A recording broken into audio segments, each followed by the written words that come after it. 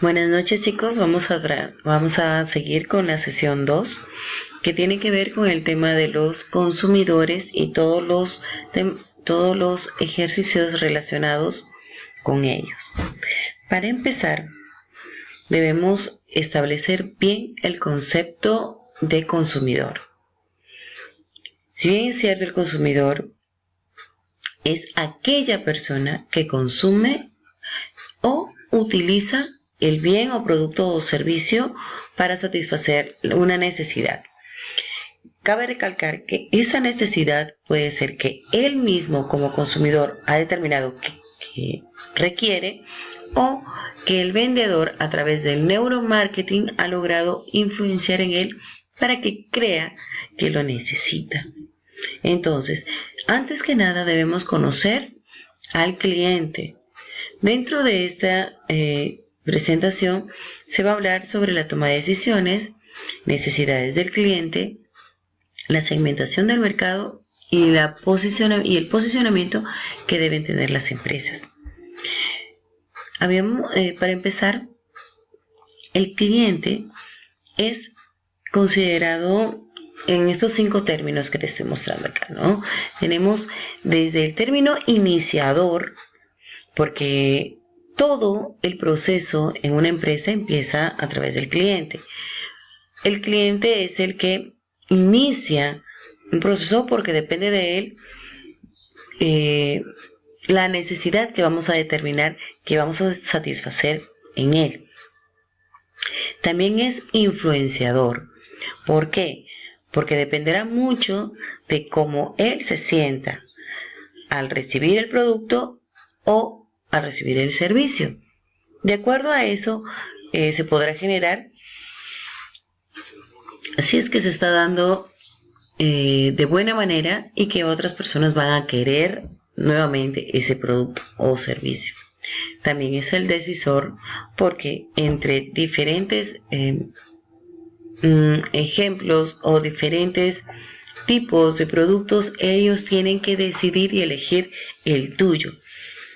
También es el comprador, definitivamente, ¿no? Es el comprador, y también llega a ser, en la mayoría de los casos, el usuario.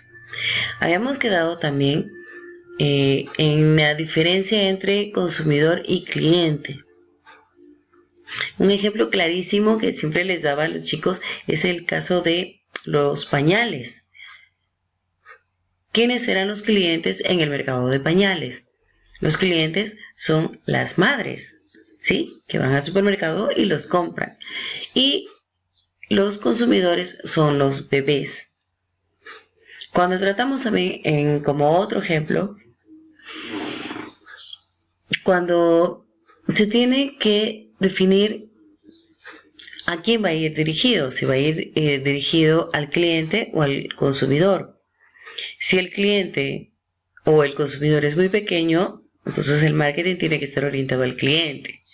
En el caso de los bebés, yo les comentaba, bueno, yo quisiera lo mejor para mi bebé, y si alguien o una empresa empieza a hacer publicidad resaltando justamente las características, pues es lógico que me voy a decidir por uno.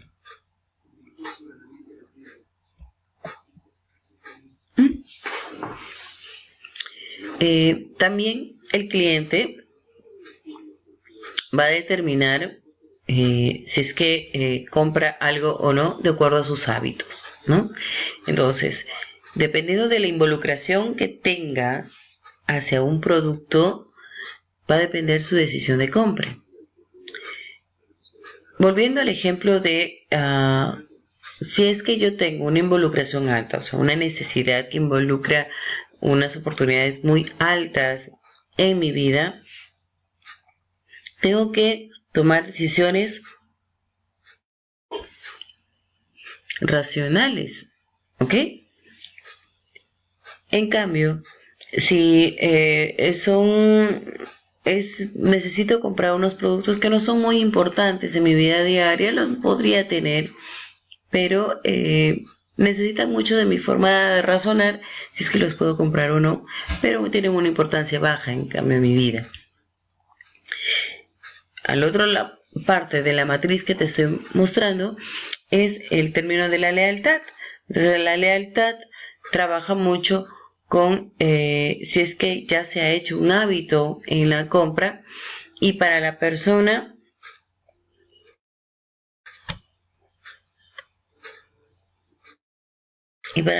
requiere una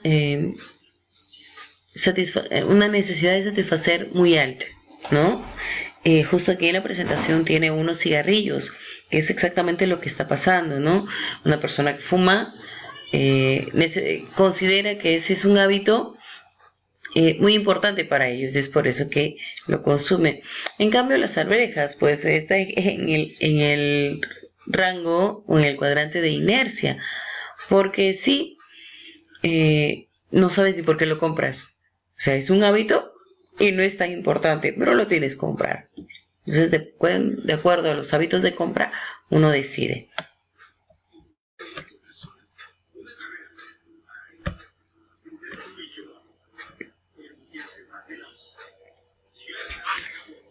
Con respecto a la toma de decisiones, ¿no? En el proceso, las necesidades se tienen que resolver de acuerdo a un alcance para determinar cuál va a ser el producto que se tiene que hacer y el momento oportuno en el que se tiene que ofrecer. También existen criterios de selección. Esos criterios de selección son los que determinan la forma y a dónde los vas a llevar.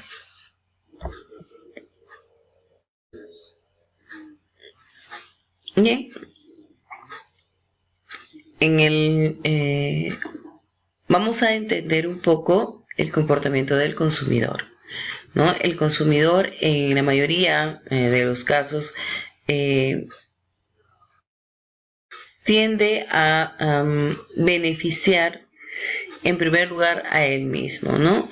Es por eso que la mayoría del marketing, cuando está orientado a revisar el comportamiento del consumidor, siempre busca los procesos y los hábitos de compra, ¿no? Entonces es importante que nosotros empecemos a reconocer la importancia del conocimiento del comportamiento del consumidor. Si bien es cierto, nosotros llevamos un curso de gestión empresarial, no necesariamente debemos dejar de lado esto, ¿no? Porque para los chicos que podrían llevar el curso de emprendimiento, el curso de negocios, donde ellos sí tienen que generar empresa, este tema es muy importante. Entonces ellos no pueden salir y presentar un negocio cuando todavía no conocen ni siquiera el mercado potencial al que van a presentarse. Continuamos con la definición del comportamiento del consumidor, ¿no? Que va a ser el conjunto o la totalidad de las decisiones de los consumidores con respecto a la adquisición de un producto, de un bien, un servicio. Y esto depende mucho de las tomas de decisiones humanas a través del tiempo, ¿no? Difícilmente se van a poder satisfacer las necesidades de un consumidor si es que no se le conoce adecuadamente. Es por ello que se requiere el neuromarketing. El neuromarketing es el que ayuda a entender la relación entre el consumidor con su mente y le orienta directamente las emociones del consumidor hacia la oferta de productos en el mercado. Hablábamos de un ejemplo que les había mencionado sobre los televisores, ¿sí? Porque cuando realizan algunas ofertas en las tiendas comerciales, llegas a tener unos televisores, por ejemplo, ¿no? Que cuesten 1.200 soles, un televisor de, ponte, 30 pulgadas, mientras que uno de 40 pulgadas está 1.600, mientras que uno de 50 pulgadas está 1.800. Entonces, cuando tú empiezas a definir, según tú verificando las opciones, empiezas a ver que no hay mucha diferencia entre un televisor de 40 pulgadas y uno de 50 pulgadas. Y, o sea, la diferencia en televisores es abismal, pero la diferencia en soles son solo 200 soles. Entonces, decides comprarte el más grande. Cuando al final se llega a saber que a través del neuromarketing ya te manipularon. De repente, lo que quería la empresa era venderte el televisor más caro. A cambio de eso, jugó un poco con los precios de los otros televisores, que sabían que no los ibas a comprar. Entonces, conocen un poco tu razonamiento. Si es que, por 200 soles me puedo llevar un televisor 10 pulgadas más grande, me lo llevo. Y es por eso de que se venden mucho más los televisores más costosos. Al igual que en la mayoría de las góndolas en los supermercados, justo en la parte de en medio, se presentan los productos. Los productos propios del supermercado o los productos más caros. Fíjate, ahora que vayas a ir al supermercado, empieza a ver por qué los productos más caros están más o menos a la altura de tu vista, en la parte de los anaqueles, mientras que el resto aparece en la parte superior, ¿no?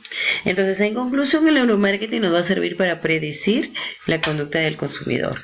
De acuerdo a mi producto, yo podría saber, o me lo van a comprar o esto, o la gente se muere por tener este producto, o simplemente podría decir, creo que no podría funcionar.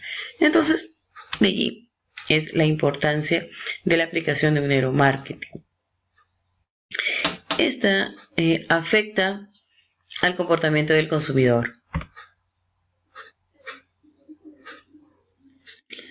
Con el producto del consumidor, el comportamiento del consumidor va a abarcar 4 ámbitos. 1, la cultura del consumidor, toda la parte psicológica, el proceso de toma de decisiones y los resultados. En base a ello, el marketing tiene que estar definido, si es que van a lograr. Entonces, la cultura del consumidor se refiere a los comportamientos típicos que caracterizan a un grupo de personas, ¿no?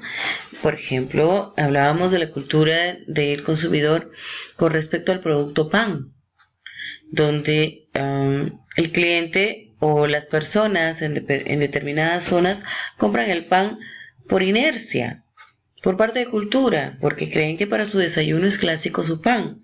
Entonces, si uno logra entender esa cultura que existe entre algún segmento del mercado, entonces se tiene que precisar en los siguientes aspectos. Primero, ¿cuál es la diversidad del consumidor? 2, ¿cuál es la clase social o influencia del lugar al que está dirigido? 3, ¿cuáles son los valores de personalidad? Y 4, por cuarto, ¿cuáles son las influencias sociales que podrían recibir, ¿no? este grupo nicho cuando intenta comprar algo o cuando tú como empresa intentas ingresar en un mercado nuevo, ¿no? El centro psicológico, en cambio, tiene que ver con la parte ya emocional, la parte de la motivación, la habilidad, la oportunidad o tal vez el conocimiento y comprensión que llegan a darles a ese segmento para poder adquirir ese producto. También, como tercero, tenemos el proceso de toma de decisiones, que tiene que ver mucho con el reconocimiento del problema, ¿no? Y la búsqueda de la información.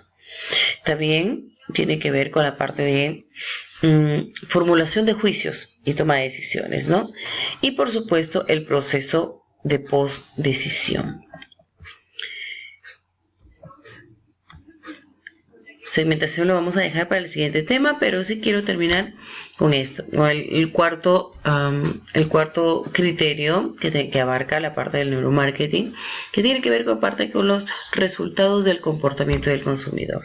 Pues de él depende si existe algún tipo de adopción de resistencia o si hay una ética que puede ir tapando un poco o bloqueando que el cliente quiera acceder a mi producto. Bien, hasta allí, chicos, quedamos con esta primera parte del tema 2 de marketing. Por favor, compartan con sus amigos y suscríbanse. Gracias.